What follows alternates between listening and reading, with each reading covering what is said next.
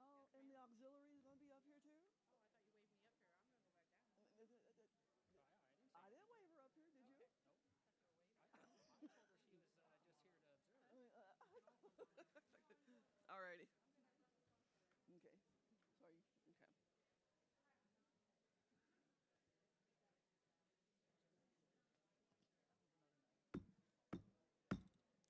Hello. Hello, everyone. Can you hear me?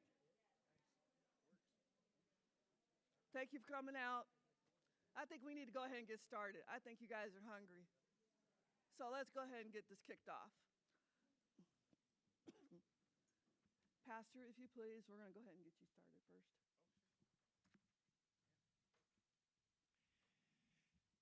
Thanks for being here.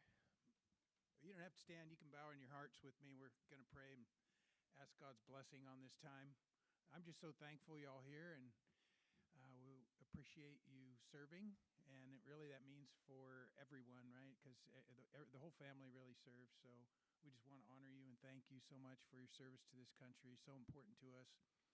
And we love you for that. And let's bow our hearts and we'll pray. Father in heaven, we thank you. We thank you that you gave of your Son to lay down his life, to die for the sin of the world. Every offense ever made, Lord, past, present, and future, is covered in the cross as we believe in you and trust in you for salvation. And we thank you that he served greater than anyone ever in earth. And yet you have men and women here that served their lives for this country, for the good of others. They've laid down their lives, Lord. They've served beyond, moving beyond self so many times, and it's been a blessing to this country. So we're so thankful, and we ask that you would bless them tonight, Lord, that you would encourage them, that they would have sweet conversations and delicious meal and celebrate now, Lord, this United States of America. And we give you thanks for that in Jesus' name. Amen.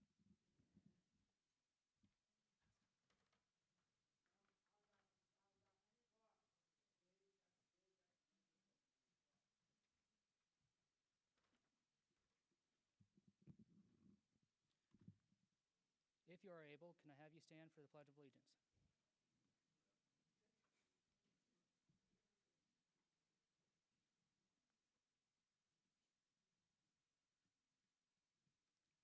I pledge allegiance to the flag of the United States of America and to the republic for which it stands, one nation under God, indivisible, with liberty and justice for all.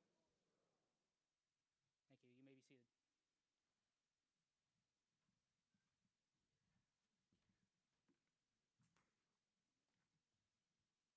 Thank you all for coming. Welcome to the families and our veterans and to our entire community. I'm going to start off with my monologue. I don't want to drag this out, but I know you guys are getting hungry, but I think dinner is ready to be served. What do you think, David? So I'm going to have David direct the tables to the serving line, and then we're just going to go ahead and start it from there. And then we're going to have the video presentation started while you guys are getting your meal, and then we'll continue on with the presentations after that. Okay? Riley, if you go ahead and start Ollie North.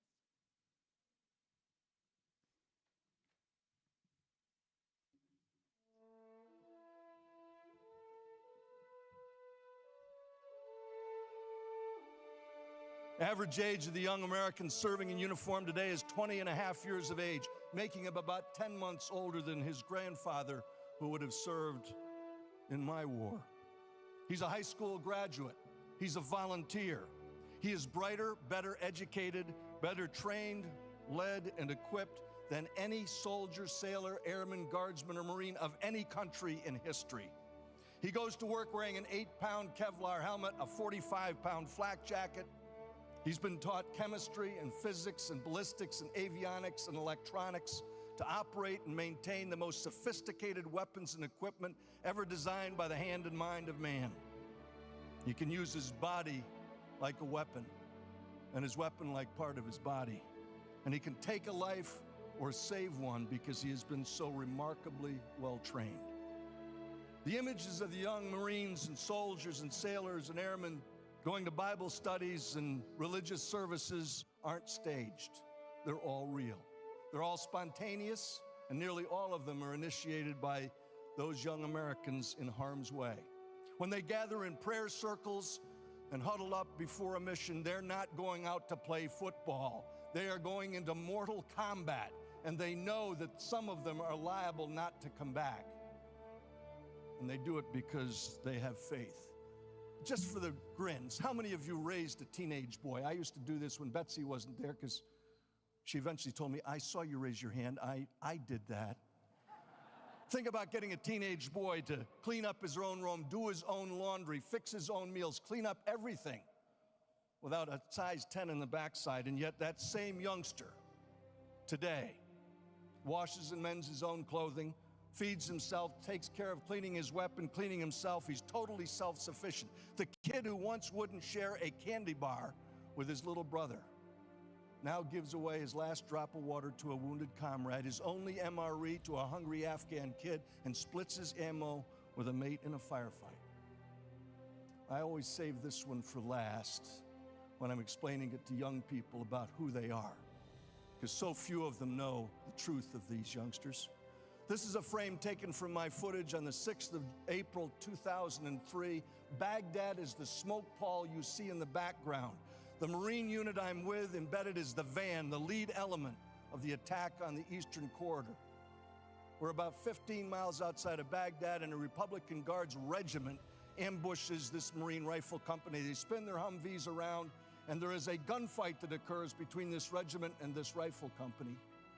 And in the midst of the beaten zone, the area where the intersecting bullets are crossing, a United States Navy corpsman I had first met in Kandahar in 2001 rushes into the battlefield, right through the fire, drags two wounded Marines out, and carries them on his shoulder to a helicopter that's landed in the roadway. And in this footage right here, I am standing on the ramp of that helicopter.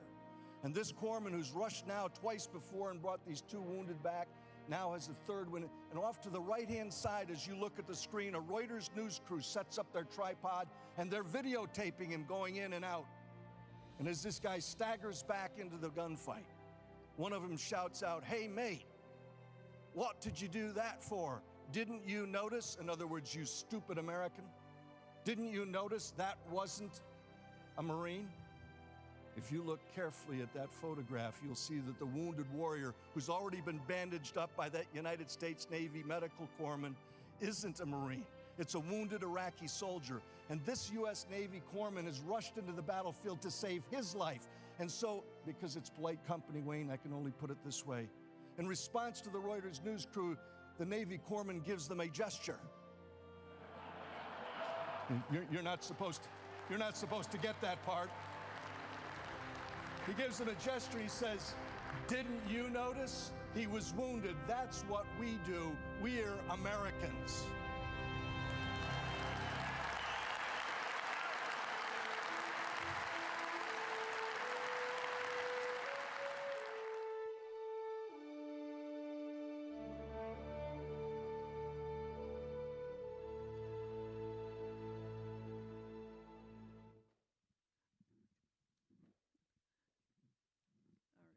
Thank you.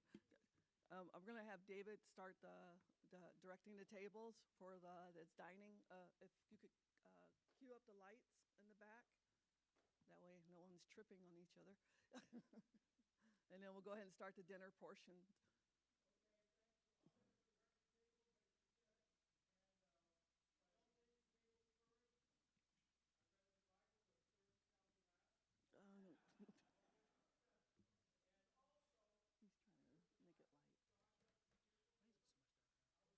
He's trying to make it light.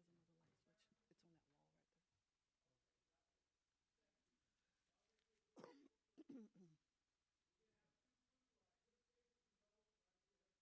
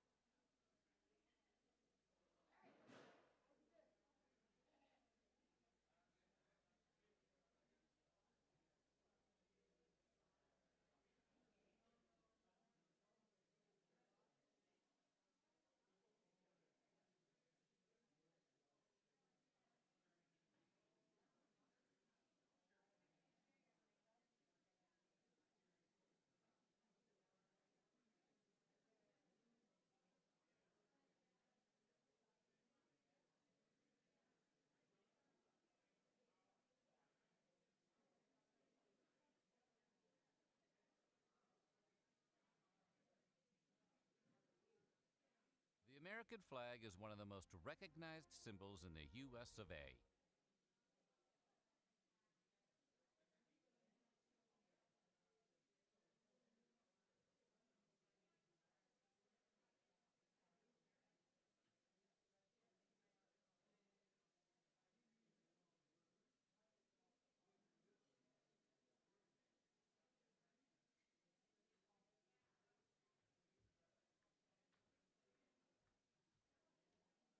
The red, white, and blue conjures up images of Uncle Sam, summertime barbecues, and maybe your purpose on this planet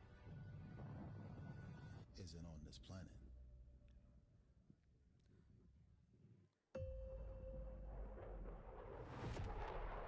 The Earth is 70% water.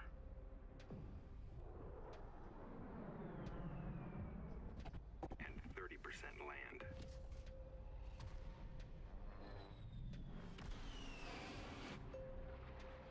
But the entire sky belongs to us.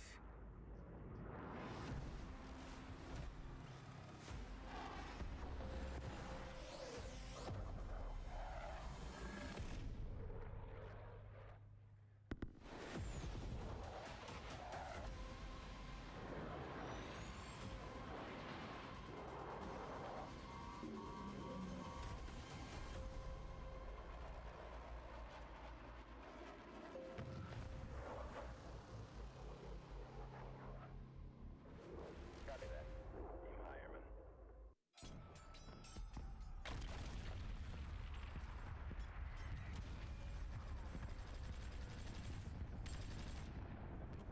Battles aren't won solely on the field.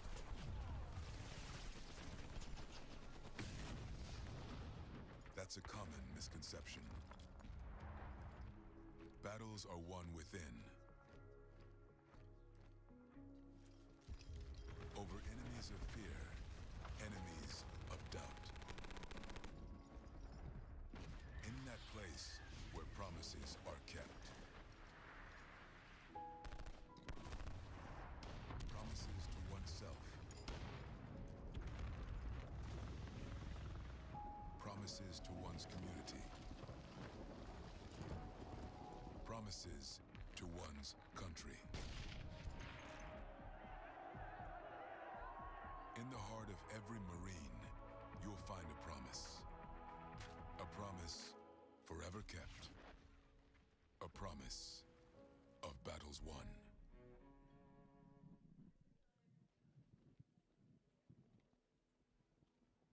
I pledge allegiance to the flag of the United States of America and to the republic for which it stands, one nation, under God, indivisible, with liberty and justice for all.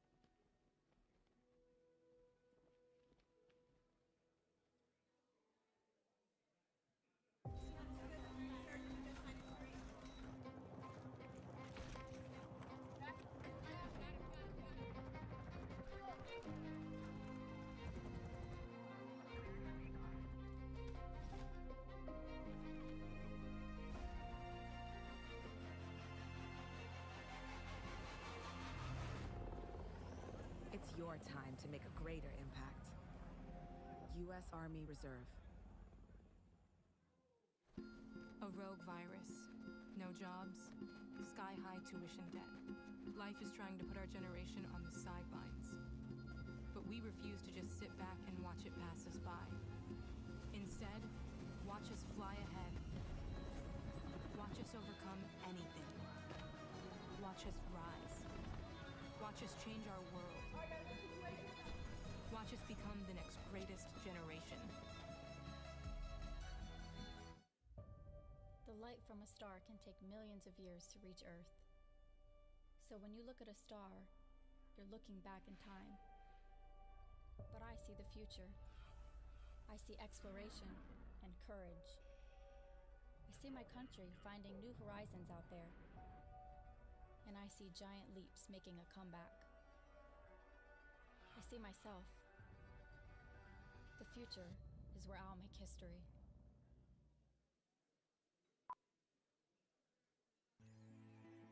I wasn't born to sit behind a desk.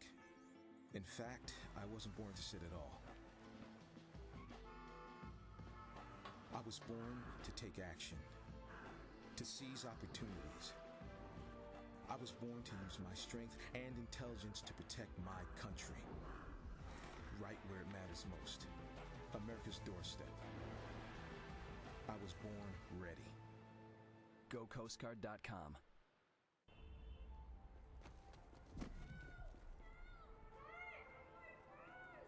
Deep down, you always knew you were different.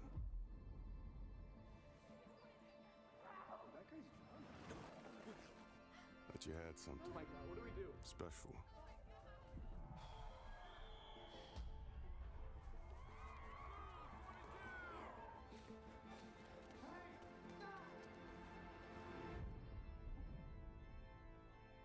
At times, it puts you in the spotlight.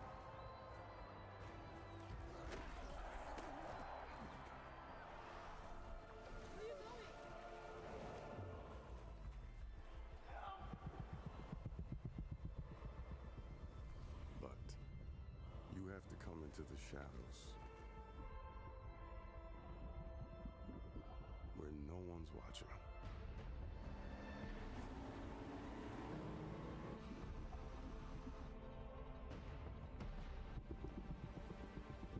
Where everybody works as one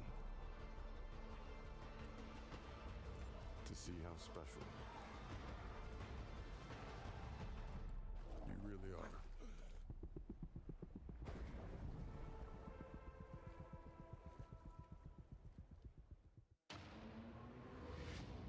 I said I'd never join. Then I wouldn't get to work on one of these. Never knew how strong I was. I figured I'd never get out of my hometown. Or be the one who stops an attack.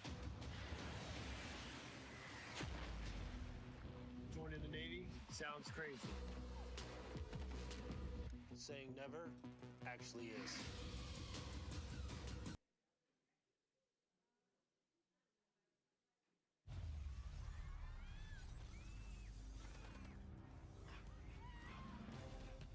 There are a few who move toward the sounds of chaos, ready to respond at a moment's notice.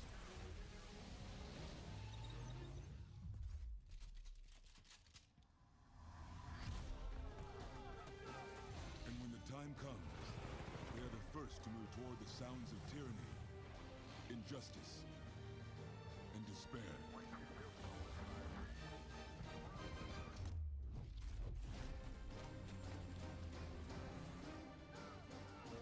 They are forged in the crucible of training. They are the few, the proud, the Marines.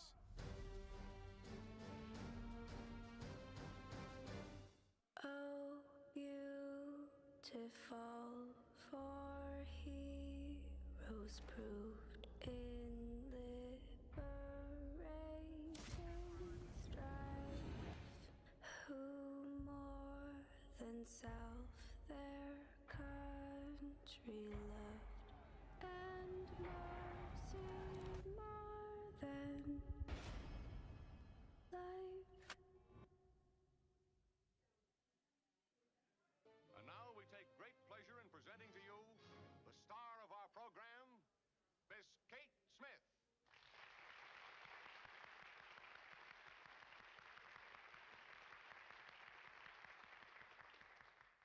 Hello, everybody. It is my happy privilege to introduce a new song, God Bless America. While the storm clouds gather far across the sea, let us swear allegiance to a land that's free. Let us all be grateful for a land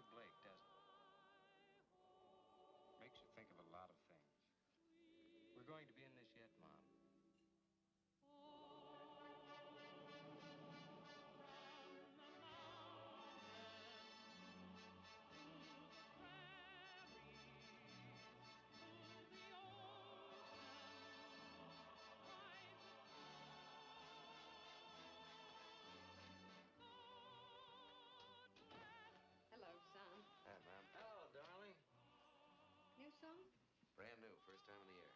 Brand new, my eye. You know, I threw that song out of Yip Yip Yap Hank 22 years ago. Sounds better now.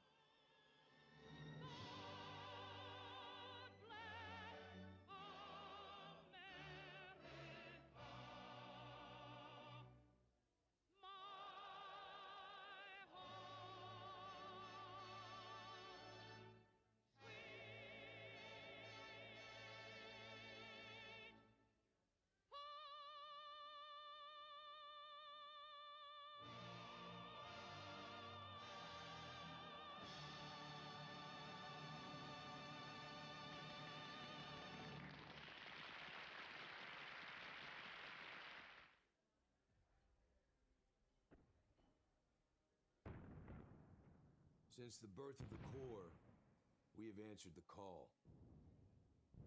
Through every battle, every climb, in every place.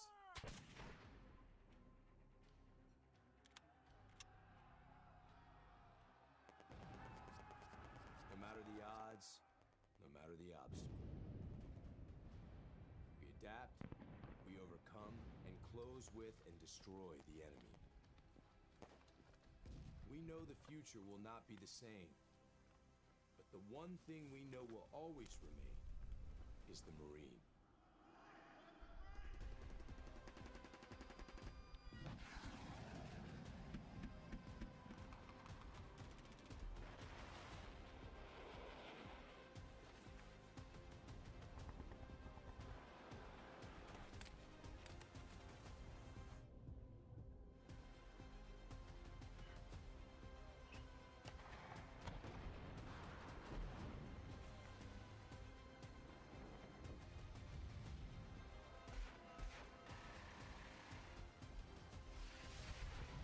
For 250 years, we have formed ranks and held the line.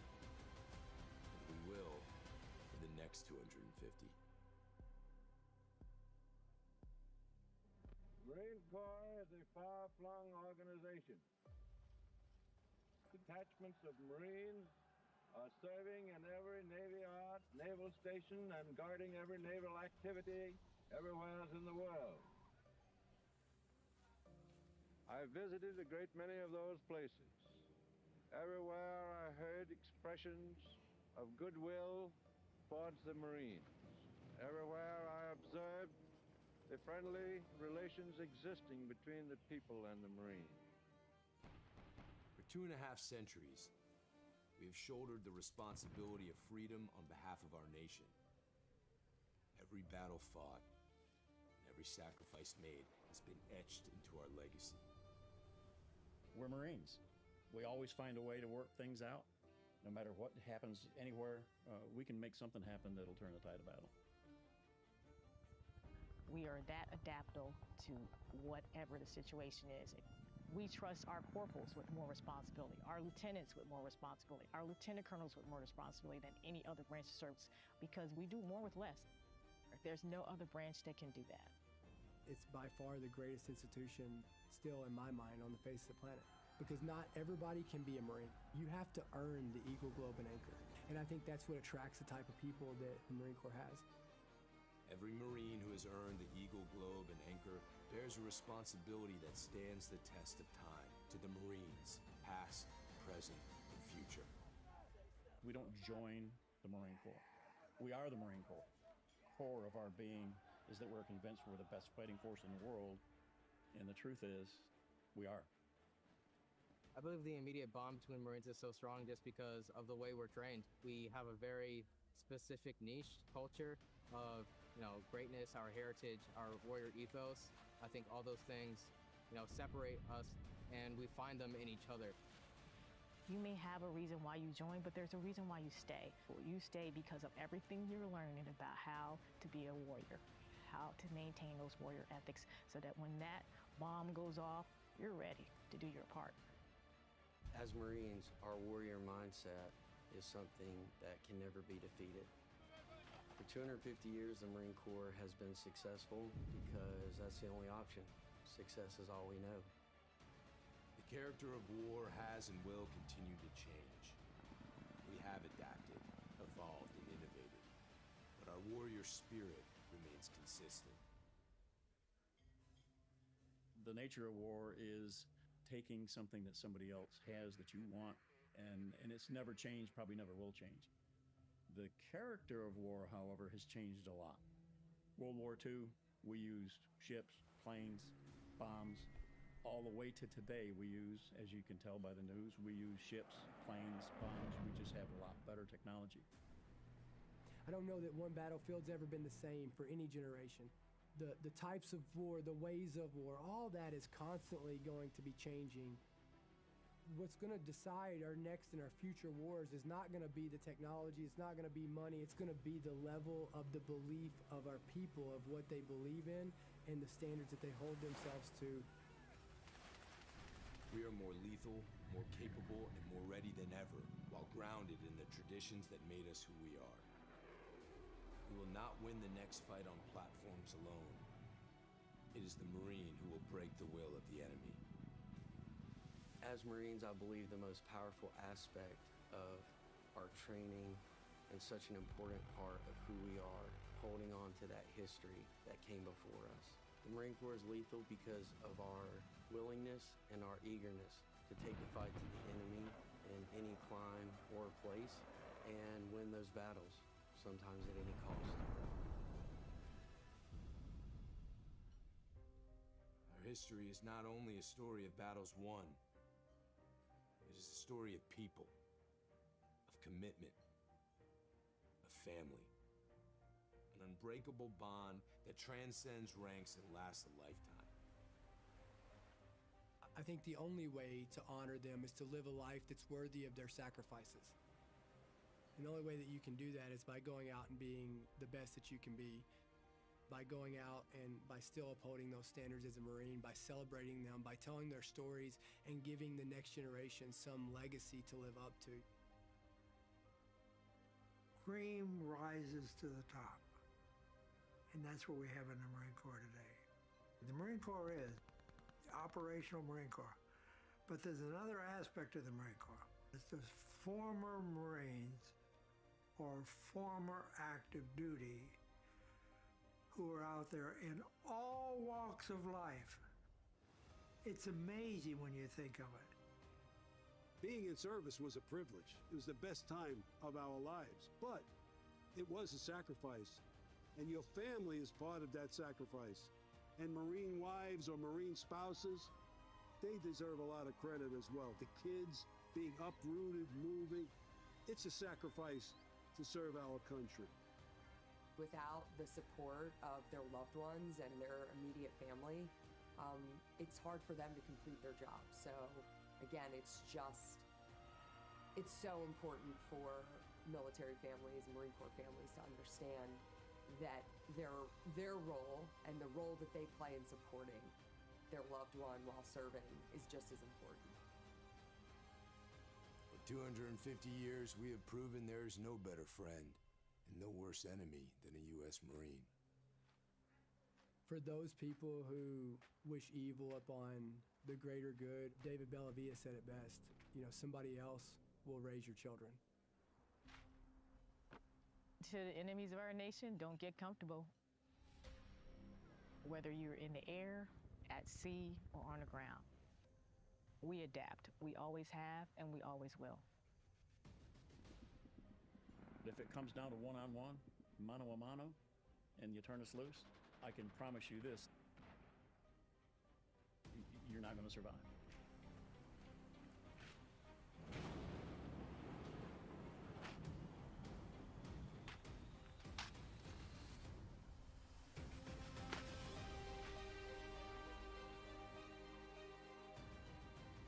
From our first amphibious landing at Nassau, to the black sands of Iwo Jima, to urban combat in Fallujah, our Corps has come a long way since Samuel Nichols first took command of 2 battalions at Tun Tavern.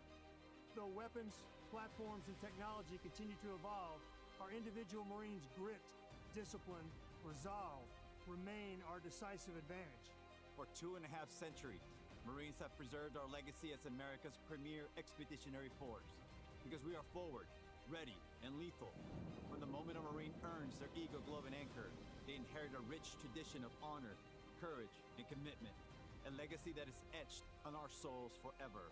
Our history is one of winning our nation's battle, and make no mistake, we will be called to fight again. We will be ready, and we will win. Since our foundation, we have fought in every climb and place, upholding our oath and preserving who we are, the few and the proud. But we cannot break stride. We must continue to train for the next fight, because victory will go to those who seize the initiative, impose their will, and never yield. The pursuit of excellence in the profession of arms is our heritage, forged by an unbreakable fighting spirit. The memorial behind us stands as a testament to that fact. We stand on the shoulders of the giants that came before us. We must not fail them. The challenge is on all of us every day to uphold the standard that the title Marine demands. Happy 250th birthday, Marines. Semper Fidelis.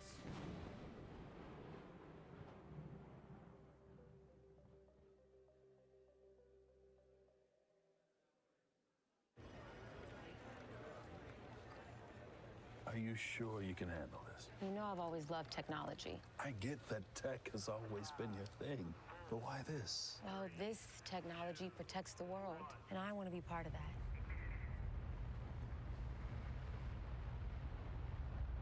So, Dad, what do you think?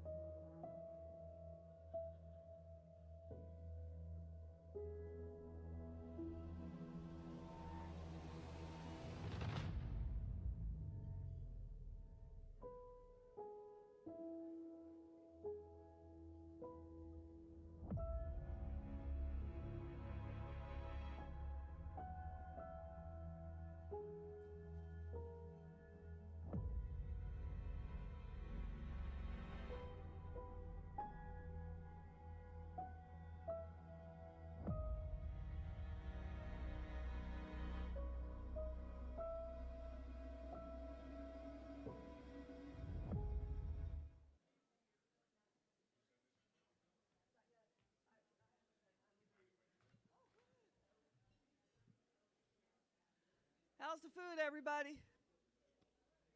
Can you hear me? Because everybody kept saying I need to get closer to the mic, but I already speak loud, so can y'all hear me, or is this too loud? Well, oh, somebody got jokes. Okay. All right, so we're going to open it up for the dessert table. So let's continue on, and then we're going to start the presentation for President Reagan, and then we're going to continue on with the program. Okay? So, continue eating. And Riley, if you please. A few moments ago, I placed a wreath at the tomb of the unknown soldier. And as I stepped back and stood during the moment of silence that followed, I said a small prayer. And it occurred to me that each of my predecessors has had a similar moment, and I wondered if our prayers weren't very much the same, if not identical. We celebrate Veterans Day on the anniversary of the armistice that ended World War I, the armistice that began on the 11th hour of the 11th day of the 11th month. And I wonder, in fact, if all Americans' prayers aren't the same as those I mentioned a moment ago. For all we can ever do for our heroes is remember them and remember what they did, and memories are transmitted through words. We see these soldiers in our mind as old and wise. We see them as something like the founding fathers, grave and gray-haired. But most of them were boys when they died, and they gave up two lives, the one they were living and the one they would have lived. When they died, they gave up their chance to be husbands and fathers and grandfathers. They gave up their chance to be revered old men. They gave up everything for our country, for us. And all we can do is remember. There's always someone who is remembering for us. No matter what time of year it is or what time of day, There are always people who come to this cemetery, leave a flag or a flower or a little rock on a headstone, and they stop and bow their heads and communicate what they wished to communicate. I think sometimes of General Matthew Ridgway, who, the night before D-Day, tossed sleepless on his cot and talked to the Lord and listened for the promise that God made to Joshua, "I will not fail thee nor forsake thee." We are surrounded today by the dead of our wars. We owe them a debt we can never repay. All we can do is remember them and what they did and why they had to be brave for us. All we can do is try to see that other young men never have to join them. Today, as never before, we must pledge to remember the things that will continue the peace.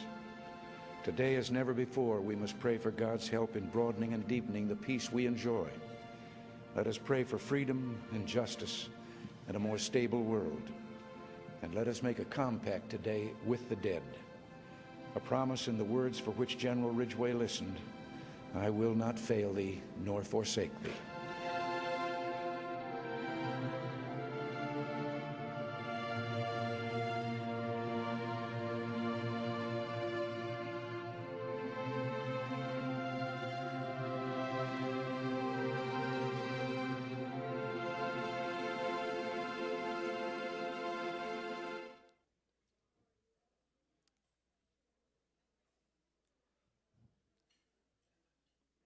Again, hello everyone, good evening, and thank you for coming out.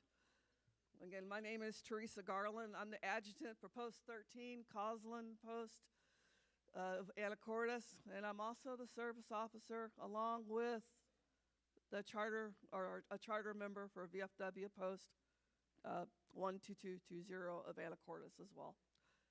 I'm a little emotional right now, but don't let that bother you guys. I'm just trying to get through the rest of this evening, but I'm a little bit overwhelmed is what I should have said. But I am so glad that everybody was able to come out and enjoy dinner. This is what it is all about. This was supposed to be a family event, and I am so glad that everybody was able to come out and share a meal with us, including Odin over there, who greeted me at the door. So let me go ahead and continue on to the evening. Too many Christmases away from home, too many ceremonies and escorts of our fallen brothers and sisters, and too many hellos and goodbyes to count. What I can tell you from all my travels to all 50 states, 4 continents, is this: our families were always the heaviest things on our hearts. We left the comfort of home, not for glory or for the movie montages that you see on TV, but to defend a nation, to protect our flag, and to keep people safe that we hold dear. For God and country and family are not just words to us. They are not a memorized slogan. They are a silent prayer on every deployment, the reason for every action, the fire that keeps us vigilant. We are the kaleidoscope of colors, the red, white, blue, the brown, the green, the black of our uniforms. We are from every culture, background, and every walk of life. Yet we share a bond stronger than steel. It's a bloodline born not of birth, but of a shared purpose and sacrifice. Our lives, like yours, are a collection of adventures. For us, each adventure was an assignment, a new patch to be earned or worn. My first patch, 428th Field Artillery Brigade. Then came the combat deployment with 1st Infantry Division to Desert Storm and Desert Shield. I have patches from Honduras to 10th Mountain Division.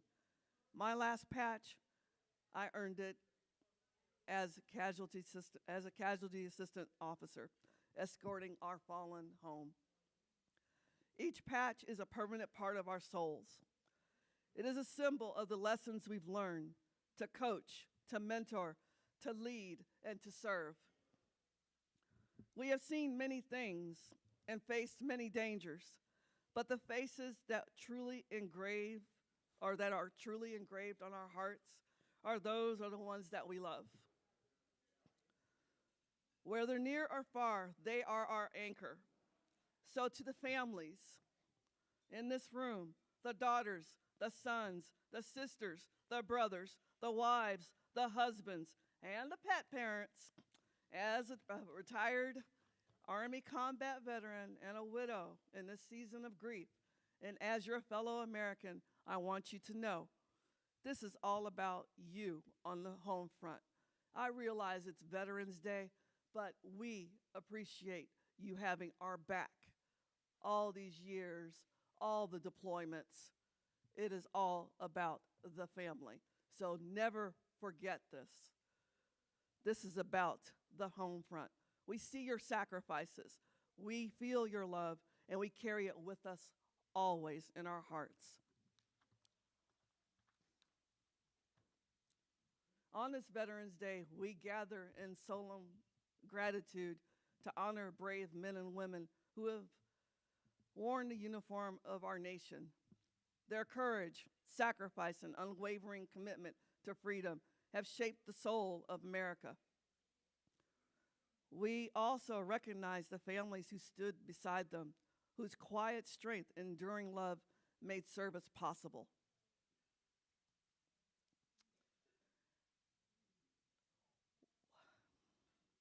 Wally was more than a supporter of veterans. He was a keeper of their stories. And those of you who knew Wally knew he loved to talk. Whew. He was a great listener to the truth and a believer in the legacies. He cherished this time of year, and that's why it was so important to have this Veterans Day event. When the nation paused to reflect and remember what the armistice means, what Veterans Day means, it was sacred to him. And not just a holiday, but for a moment to connect, to honor, and to give thanks. My husband passed on March 16th of this year, and his spirit remains deeply woven into the fabric of our community. His voice may be silent, but his heart still speaks through the lives he touched and the stories that he carried. From Wally and me, we appreciate all that you have done for us. And may you always be fortunate to remember the person he was and where his heart always was, with the veterans and their families, and with the enduring spirit of service. Our family has a long history of scouting. Wally and his brother John began their journey in May of 1964, I believe, building character, leadership, and a lifelong commitment of service. That tradition continued with our sons, Colton and Brandon, and they participated in scouting as well. And as I prepared for this tribute, I came across one of their neckerchiefs. And I didn't know how to wear it. I had to ask, so you can laugh at me later. And I also came across Wally's sash. It was a tribute to see what he found important and what he went through when he was a young kid. There's pictures of him on the table over there. But the symbols of the values passed down through generations and the reminder that service begins at home were shown throughout his life.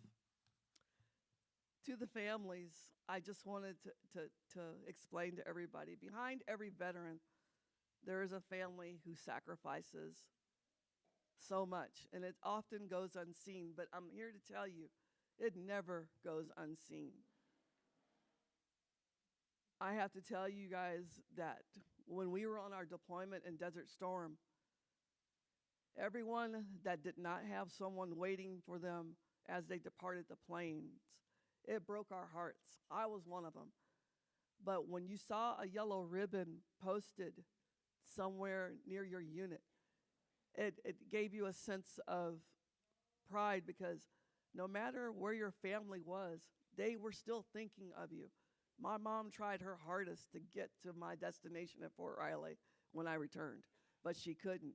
But that ribbon, I don't know where it's at right now, but that yellow ribbon told me that I was always on her mind. So I think one of those things set in my soul to remind me that every time someone is on deployment, no matter how far they go, we need to make sure that they always have a place to call home. They are never forgotten. So I want y'all to believe that you are the unsung heroes, the ones who waited, who worried, who held the home together. And today we honor you. The parents who raised the warriors, the spouses who stood strong, the children who grew up with pride and resilience. Your love is quiet, it's a force, and that has sustained the nation's defenders. To the scouts of the future, may you continue leading with courage and resilience. You are the torchbearers of tomorrow, ones who will carry forward the values of service, honor, and community.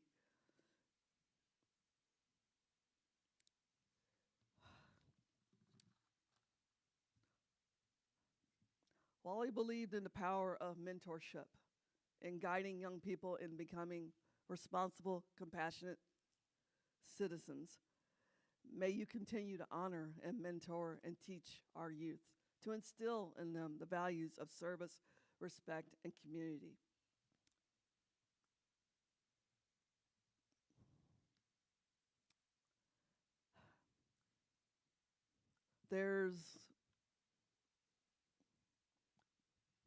Sorry for the pause, y'all. I wanted to say something else, but I'm going to say it like this. On the tables, we crafted the family toolbox, and I would like the families to take the toolboxes with them tonight. Just the toolboxes and the little ducks and the thank you gifts. Leave the flowers alone.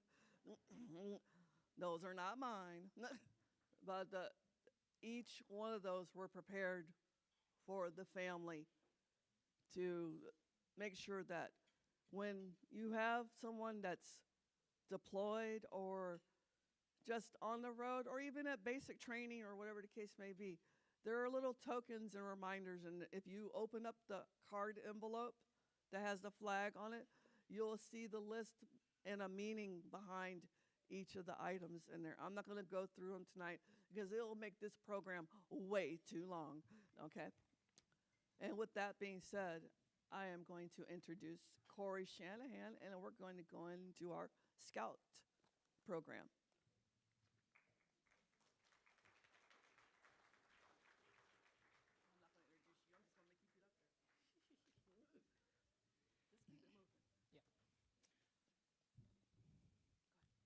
I'd like to ask John B., former Scoutmaster of Troop 300 out of Edmonds, Washington, current Edmonds. Can y'all hear me? Okay. Current American Legion member out of the Edmonds Post. And my father-in-law, grandfather to future Eagle Scout. He's not here tonight. He's only about a year. I got lots of pictures. So do I. And I'd also like to ask Paul, our Eagle Scout of the evening, to come up.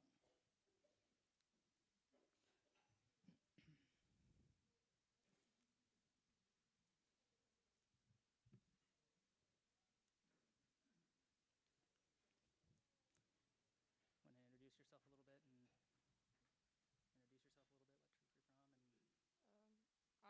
Hi, I'm Paul, and I'm from Troop 4081, and I'm a scout.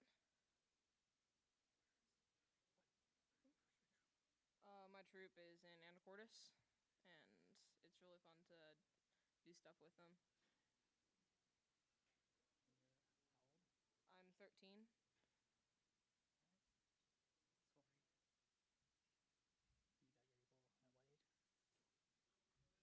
I wanted to talk a real quick second about dedication to the program of scouting. Paul here earned his Eagle at the age of 12.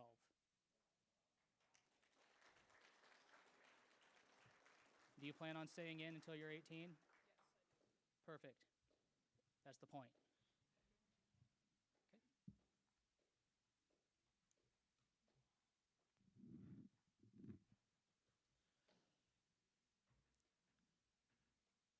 When the United States flag, Old Glory, becomes worn, torn, faded, or badly soiled, it is time to replace it with a new flag.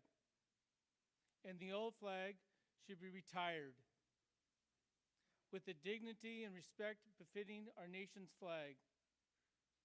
The tradition, method of retirement is to incinerate the flag.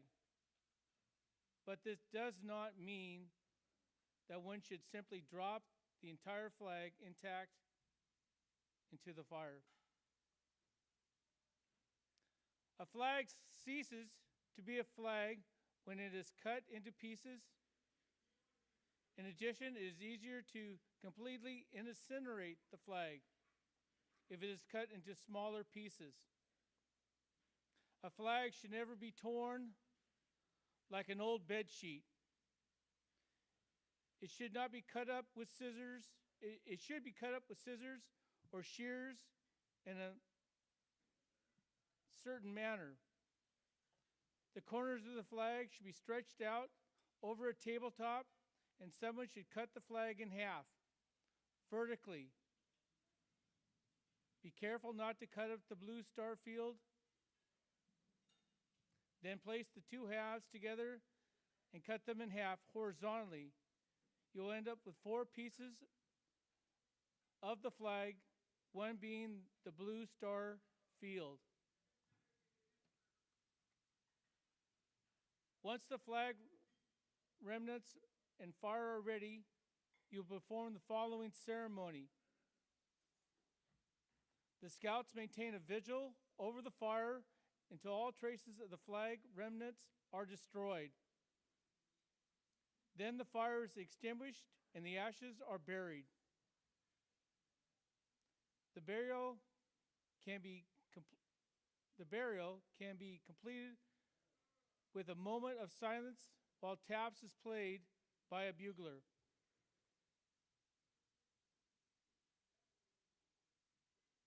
The U.S. flag is more than just one brightly colored cloth. It is a symbol of our nation. 7 red stripes and 6 white stripes together, they represent the original 13 colonies that gained us liberty. The red stripes remind us of the lifeblood of our brave men and women who were ready to die for this, their country. The white stripes remind us of the purity and cleanliness of purpose, thought, word, and deed. The blue is the truth and justice, like the internal blue of a star-filled heavens. The stars represent 50 sovereign states of our union. The U.S. flag should be treated with respect when it is flying, and it should be treated with respect when it's being retired. The American Creed states, "It is my duty to my country to love it, to respect its Constitution, to obey its laws, to respect its flag, and to defend against all enemies." Therefore, we retire flags with dignity and respect when they become worn, torn, faded, or badly soiled. The flag is ready to be retired. Its history is as follows. When it was first raised, at what location, and one memorable event or fact.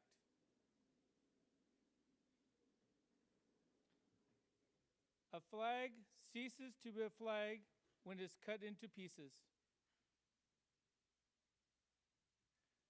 We cut the flag into 4 pieces. 3 red and white striped banners and a blue star field.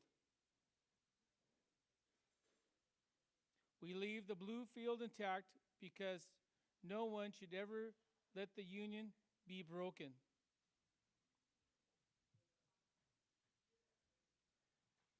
As the parts of the flag are placed in the fire, remember, old flags never die. They just get fired up.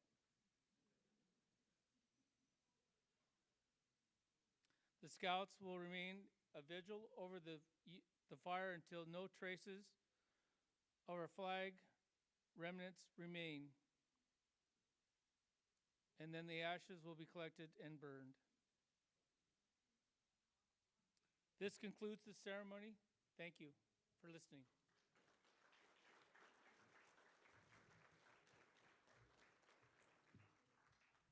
don't go nowhere. I'm just stepping back. A woman on a mission. I want to get out of her way.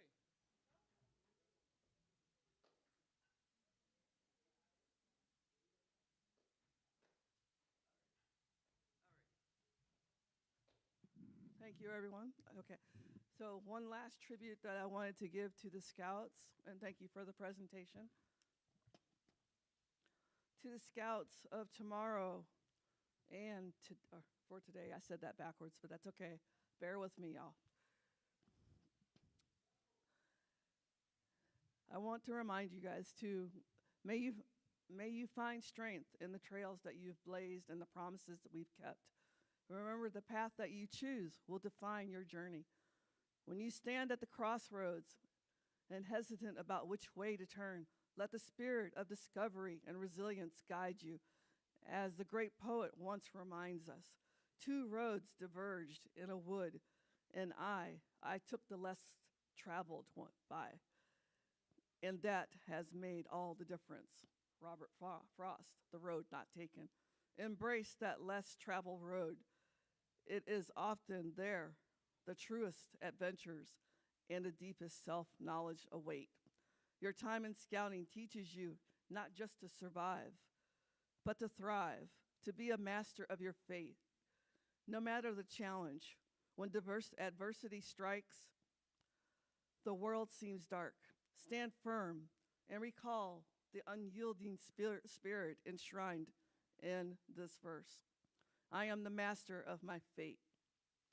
I am the captain of my soul.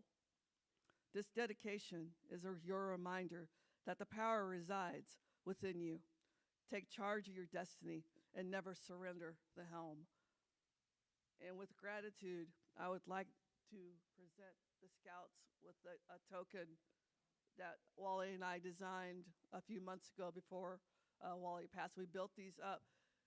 The Scouts were working so hard last year when Wally and I were helping with Reach Across America, and we were so impressed with seeing them help us come out there. I mean, from the November event to getting all the cemeteries set up, from being out in the community and everything. And I just wanted to let them know that we see you. We see everything that you do. We see you out there mowing lawns. We see you out there chopping wood. We see you up there just volunteering and doing what you do. And we so appreciate it. So don't think that, oh, it's just another chore. Oh my goodness, you are just awesome. So the box has a few gifts in there.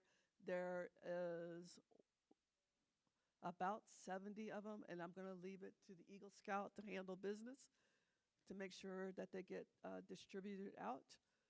And thank you for everything. Thank you.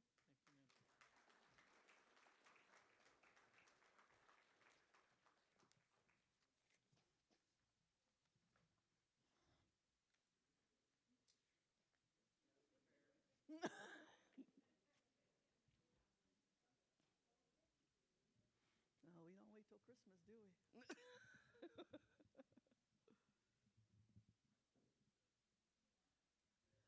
Oh my goodness, really? I'm about ready to break out some scissors. You don't have to save it. Okay, you save the flowers. No, I'm playing. No. No, no, that's okay.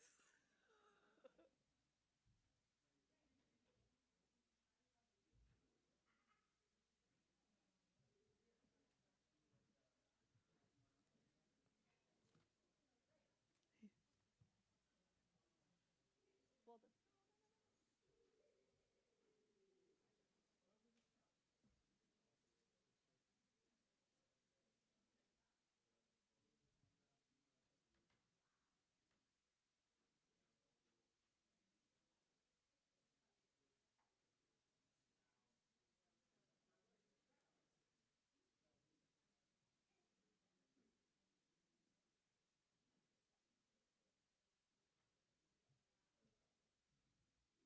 Oh no, I'm not going to do that.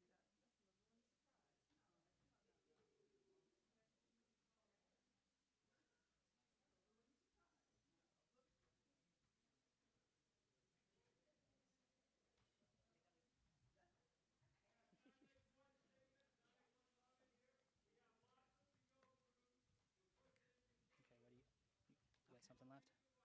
You got your part. Yep. Okay, so where's yours?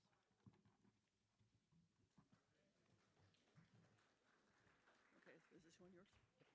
All right, so, oh, hold on a second. Let me go ahead. All right, so this is going to be our final one. All right, so we have one. Whoa, whoa, whoa. Wait a minute. Wait. Not quite. Almost there, y'all. All right, so we have one final presentation. And I'm going to let Corey go ahead and handle this. And then as you're finishing up the meal and getting your dessert and getting organized, and then we'll have our final closeout. Corey?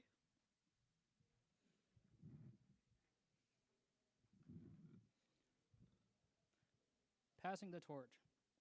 It is with great pleasure that I'm here to share some words with you today.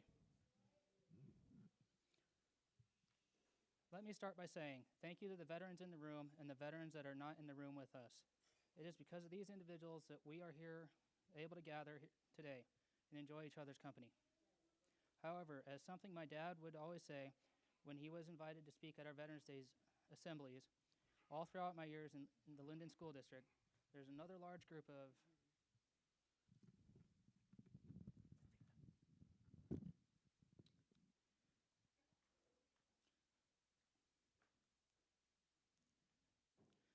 There's another large group of people that without them, many of these veterans could not have done what they have done around the world for extended periods of time.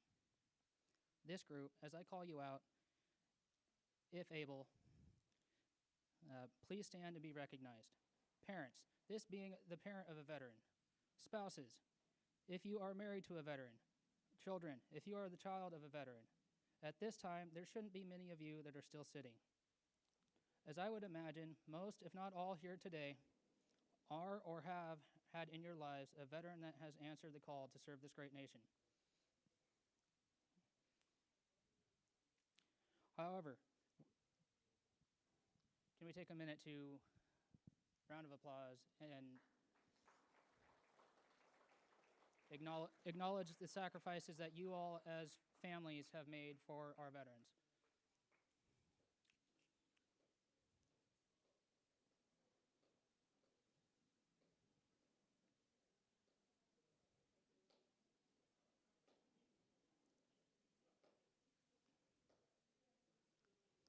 As I would imagine, most, if not all here today, are or have had in your lives a veteran that has answered the call to serve this great nation. However, when that veteran in your life answered that call and they started packing their bags, tearing the house apart, looking for every little piece of gear that was placed in God knows where, could be in the hall closet, some random piece of useless equipment ended up in the kids' toy bin, but you know that when gear inspections come up and one clip is not there, you will be filling out paperwork to replace that item. That not only did the veteran answer the call, not only did the veteran sacrifice time away from their families and life at home, leave their jobs, whatever it was that they did to function in life as normal at home, because at home that veteran left behind husbands and wives that while they were away, now they have to make the house continue to function as normal. Household chores, making sure the bills are paid, making sure the kids are where they need to be and are fed, with clothes on their backs. The greatest example of this is my mom, Laura.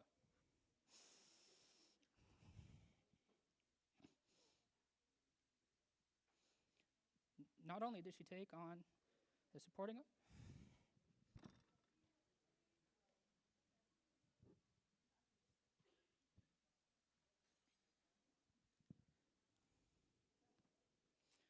the operations under her own roof, she, while my dad was on his last deployment, took on the role of being the family support coordinator for the families of my dad's entire unit.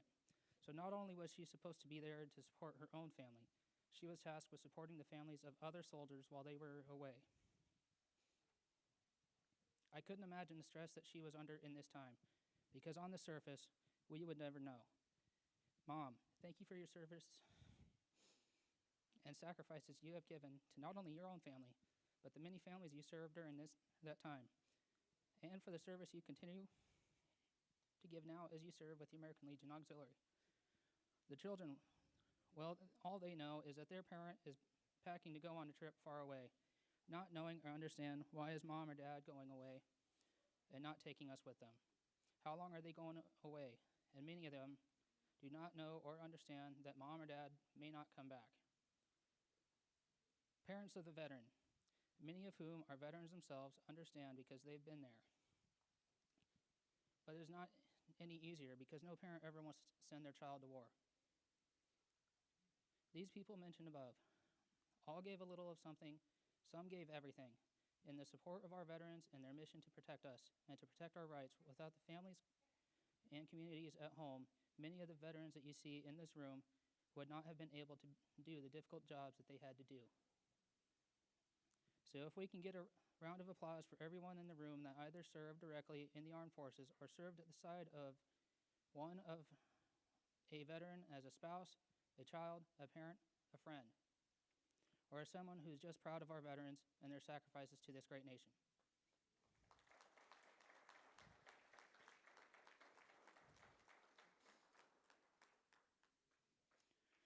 As a scout in my youth and growing up, it was instilled in me service to others before self. My choice to serve others was to serve our nation's best, and that being our veterans, with many years being spent willfully going to the American Legion in Sumas, Blaine, and Bellingham to help my dad with burger feed nights and many weeknights helping with our bingo nights. All of this knowing that what I was doing there was helping the organization raise money that would go into support of veterans.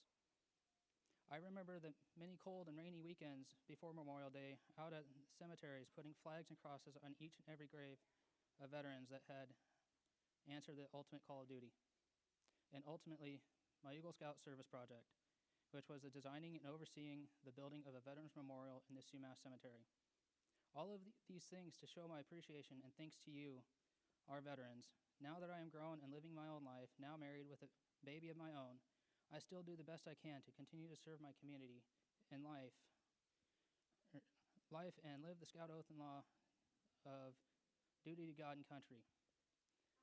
That is where you Scouts that are sitting in the room come in. You are the youth of our nation, and it is up to you now to continue where we left off and pick up the torch of service to others.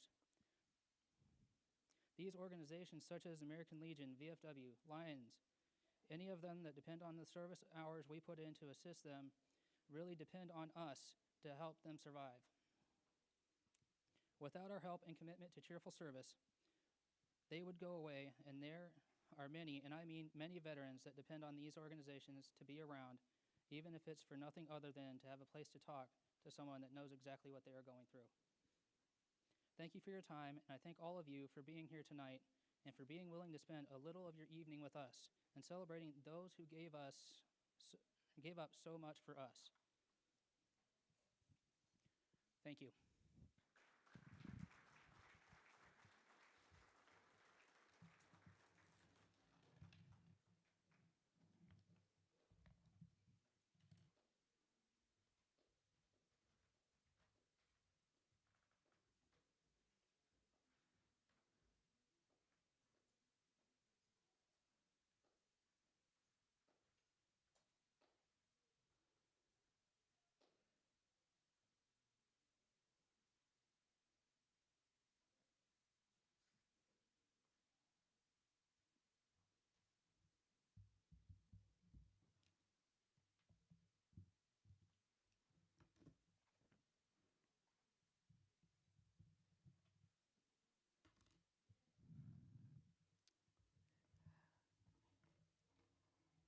Okay.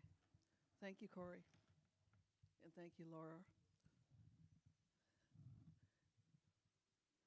As a token of gratitude, as I stated earlier, the centerpieces with the toolboxes are for your families to take home. And I don't want to take any of them home, so please take them all and leave the flowers. Just saying. The ducks are yours to take. You can take as many as you want because I have plenty. Just saying. Because I had to buy 3 cases because it's just Amazon, okay? Thank you, everyone, for coming out. I truly hope that you enjoyed dinner. It warms my heart that you came out.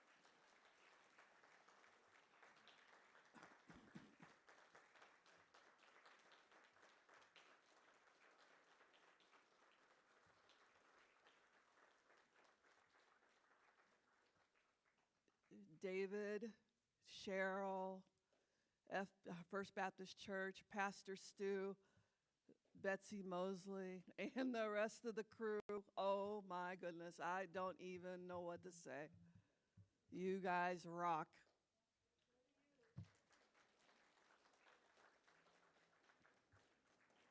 Thank you all. And look, I tried to do under 90 minutes. Look, it's only 6:40. For God and country and family, thank you.